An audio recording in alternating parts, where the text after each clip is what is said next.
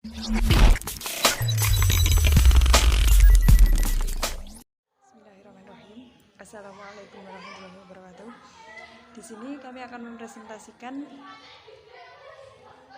psikologi dakwah kelompok 10 tentang kewajiban dai terhadap mad'u atau adjustment antara dai dan mad'u. Secara bahasa, dalam bahasa Inggris, adjustment dapat diartikan sebagai penyesuaian diri, selain itu juga disebut pengaturan.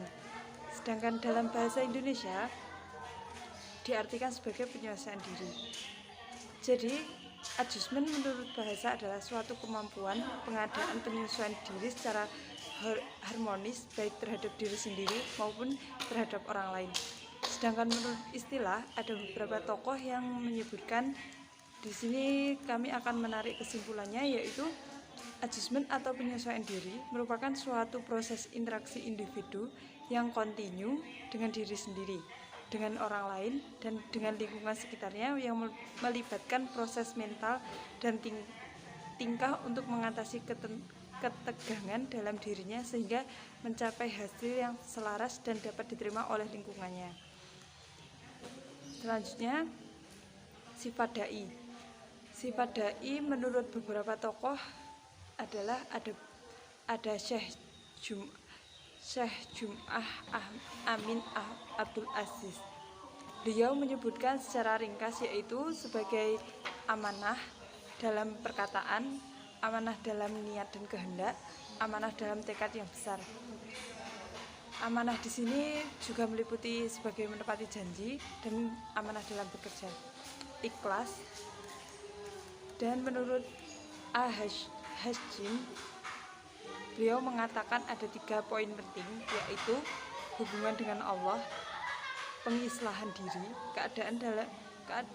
ke dalam memahami agama, dunia, dan rasa harga diri, rasa jiwa besar, berani mengumumkan kebenaran, berani mengaku salah, pemaaf, tidak putus asa, ketabahan, tahan marah, budi luhur.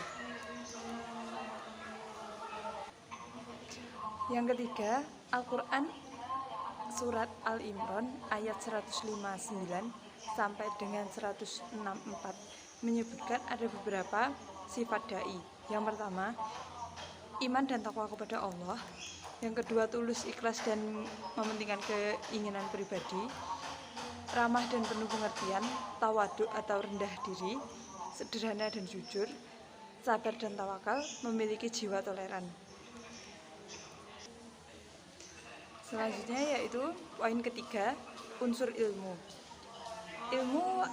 Ilmu dakwah adalah ilmu yang membahas tentang proses penerimaan, pengelolaan, dan penyampaian ajaran Islam untuk merubah perilaku individu, kelompok, dan masyarakat sesuai dengan ajaran Islam yang tidak lagi membicarakan kewajiban berdakwah kepada pribadi muslim, tetapi lebih bagaimana pribadi muslim tersebut melakukan kegiatan dakwahnya agar berhasil.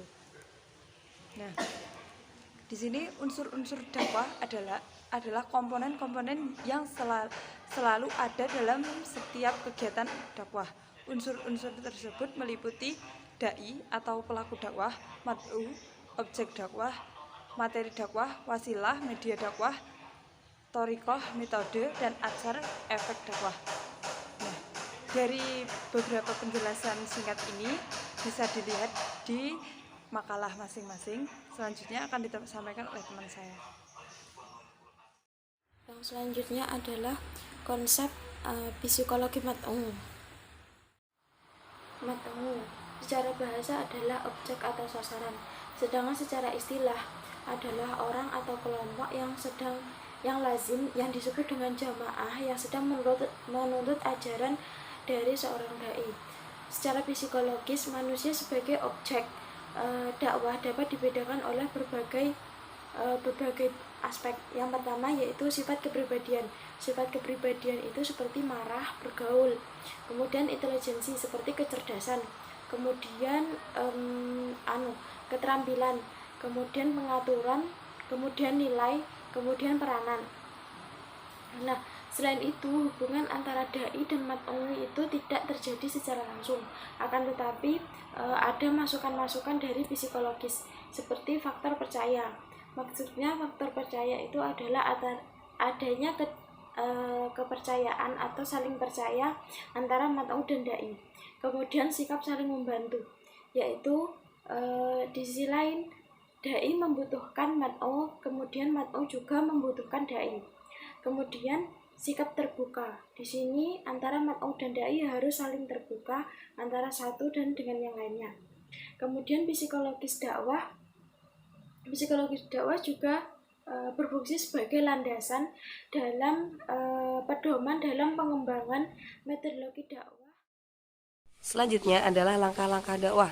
Yang pertama adalah berdakwah dengan hikmah. Muhammad Abduh berpendapat bahwasanya hikmah adalah mengetahui rahasia dan faedah dalam tiap-tiap hal.